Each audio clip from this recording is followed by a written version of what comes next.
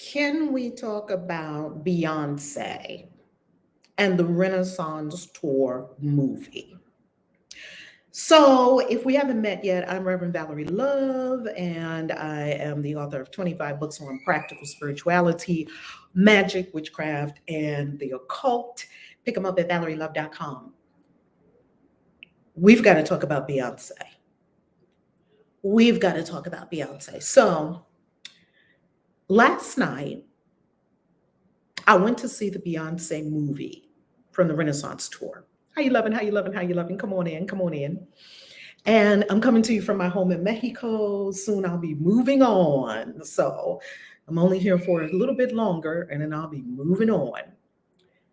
I went to see Beyonce last night. And this is going to be a very short message. This is going to be a few key things that I learned from Beyonce last night. Extraordinary. The Renaissance Tour movie, if you have not gone to see it yet, drop everything. Boo, look at me.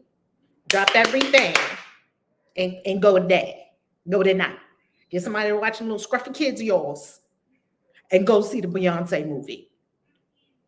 First, you know how we get impatient for our manifestations to come? It took Beyonce 4 years to create the Renaissance Tour. 4 years to put it together, working on it for 4 years. A concert, working on it for 4 years. How you loving, Cheryl? How you loving, family? How many of us work on something for 4 months and ready to go? Hey, this don't work. 4 weeks. For some people, 4 days. I started, it don't do nothing. I ain't got no results yet. Where is our patience? Where is our perseverance, our stick-to-itiveness to know that something great, an empire, will not be created in 10 minutes? That's the first thing. 4 years. This movie will blow the lid off your beautiful, wonderful, handsome head. Next, Beyonce had 3 stages. One stage was being taken down from where they were. The other stage is where she is now, and the other stage was where she's going to be. Do you understand? Oh, come on, Spirit, talk to us. Do you understand that there is a stage that you're leaving, that there is a stage that you're on right now, and are you creating the stage that you are going to? Because you're going to be on some stage soon. You're on a stage now. This is in your life. This is not for anybody else but you. You're on your stage now. And are you creating? Do you already have the vision sent forward, the energy, the resources, the people, the ideas, the framework, the resources sent ahead for the next stage that you're about to be on? That thing blew my mind. And when you look at these stages, 160 vehicles to transport the stuff. This is a production like you probably have never seen before. A production. Okay? Okay, there's more. Not only is this a production, she has the family with her. And not only does she have the family with her, twin children, and Blue Ivy, who's 11, and hubby, Jay-Z, as we know. The family, her mother, her father, the family is there. And she said, my kids in general, don't really care what you're doing for a living. They just want to know that when they want mom, they want mom. When they want dad, they want dad. So she would come off the stage behind the scenes, and it's like, I made a sandwich for you, mommy. These kids don't know this is Beyonce, goddess of the universe. Right? And it don't matter that, okay, you were just on stage for hours, all the single ladies, and all of the things. And then when you come off stage, they still expect you to be your mom. So, oh, your tooth came out. Oh, come on, let me hug up on you. Oh, let me put you to sleep. Being a mom is a whole job by itself. And now you're talking about another experience after you did hours of hard work. But there's more. You have dancers, you have a team, you have choreographers, you have makeup artists, you have set designers, you have costume designers, you have seamstresses, you have nurses, you have doctors. This is a moving city of all these people. This is a moving city going from location to location across Europe and across the United States. What kind of mental toughness, what kind of presence, what kind of power are you drawing on? What kind of fortitude must you have to be at the forefront of that? And she's in all of it. Okay, what about lights? Like just being on stage, that's just part of it. What about lights? What about rehearsals? What about this person? Costume, this, that, and the other. But there's more. I never knew that Beyonce had an operation on her knee. Because when Beyonce gets on stage, does she look like she had anything going on with her knee at all? Does she look like she has any issue whatsoever? None whatsoever. She had an operation on her knee, still had to come out there and dance, still had to come out there and do her thing. And she killed it. Like she is an excuse slayer. I'm a mom. I got twins. I got the kid. I can't do it. I got the kids. I got the husband. I can't do it. I can't live my destiny. I can't live my greatness because I got a family. Really? How many moms out there with families are still killing it? How many moms are still killing it out there with families? Okay. Let me tell you, and Josie the Pussycat, how about she had on her yellow, repping her yellow? You know she was repping her yellow and gold for Oshun. I was like, there go Oshun again. Oh, there go Oshun again. Oh, there go Oshun again. Come on. Oh, we know, we know about Beyonce and Oshun. I'm going to end with this. The thing was so inspiring. It will make you feel like if you are not living your greatness, not in a pressure way and not in a judging way and not in a shaming way, it will make you ask yourself, what greatness am I creating in my life? Have I tapped into my artistry? She's an excuse slayer. She had the operation, she had the kids, she got the mama, she got the daddy, she got everything everybody else had. On the tour not too long ago, her uncle died. Somebody that she grew up with close to her died during it. No, my daddy died. I can't do it. Jesus said, let the dead bury their dead. You come with me. This is not to be callous and say that we don't have, we have our issues when people pass on, drop their body. But we can't use that as a reason not to do the assignment and the God-given thing that we know the greatness that lives inside us, not to fulfill it. Beyonce, this is the feeling that you will have when you leave. The feeling that you will have when you leave that concert movie is inspiration. Like it lights your inner fire. Determination. I am going to perfect my greatness. Artistry. She said, my voice is my art.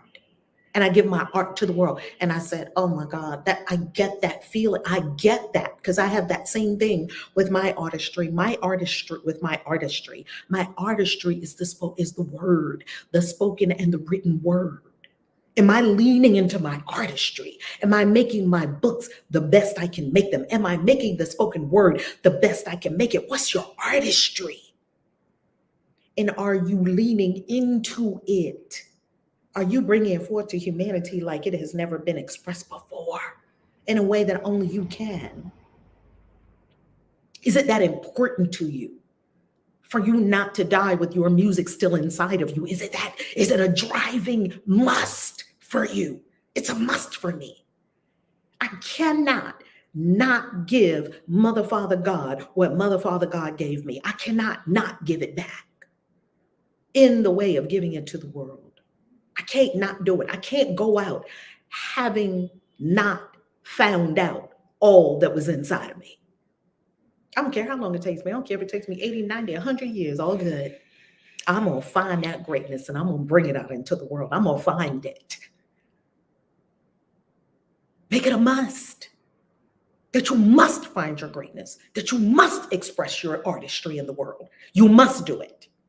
Not, well, it would be nice if I was great, if I was to do my divine potential. It sure would be nice. No, no, no, no, no. It's not a nice. Would be nice. Make it a must. Make it a burning yes.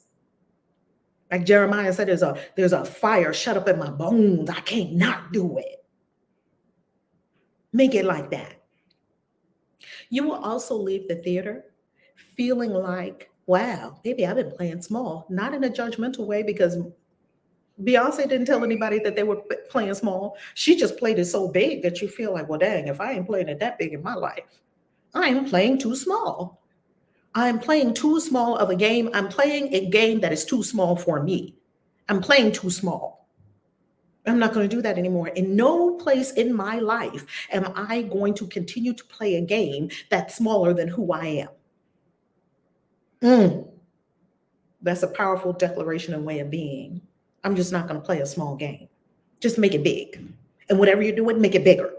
And not bigger for the ego's sake. Oh, we want to be enshrined in history. No, no, no. Because I can. Because God put all this in me. Because this potential is there. Because God made me great.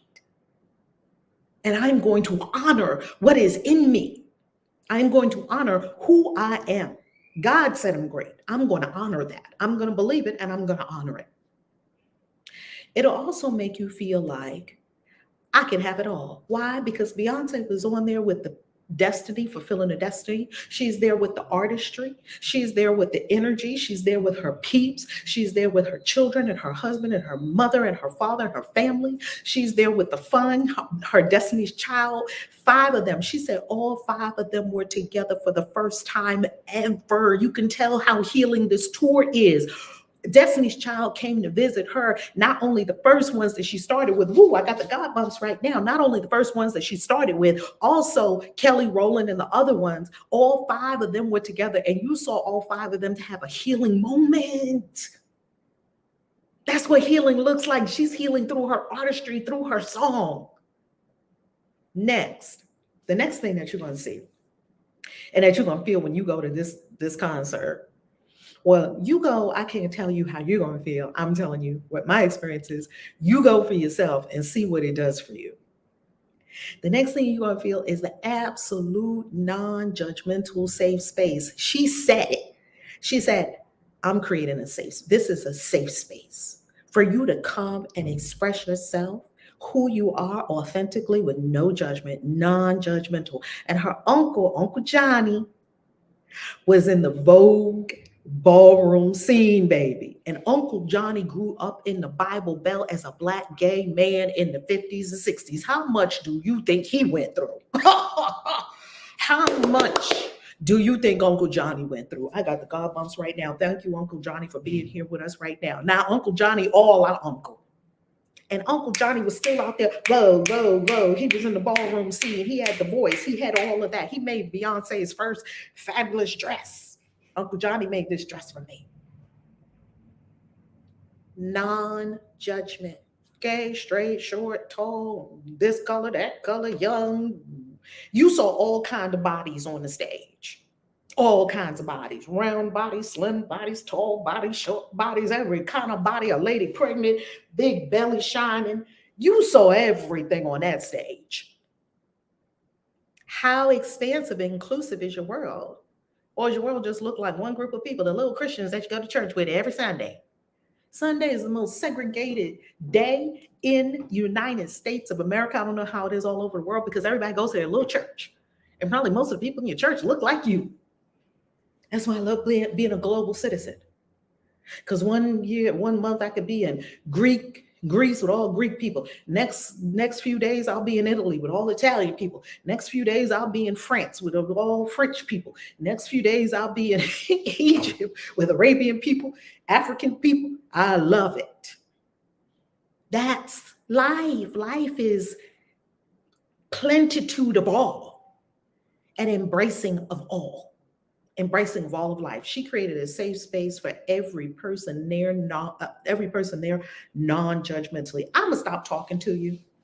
I'm gonna just tell you, if you don't go see that movie, you are doing yourself a disservice. I don't care if you don't like Beyonce or if you like Beyonce. If you love her, if you don't love her, if you like her music, you don't love her music, it don't matter. Because these are powerful life lessons for every person. And one of the things she said in there, she's 42, she said, there's nothing I have left to prove to anyone. She said, I'm free. She said, before I used to be so concerned about making a mistake or whatever. She said, this time, you get what you get. And that was the best ever because she wasn't self-conscious. Like if we make a mistake or we make a wrong move, whatever, it's whatever. And that doesn't mean that we're careless and sloppy and slippery.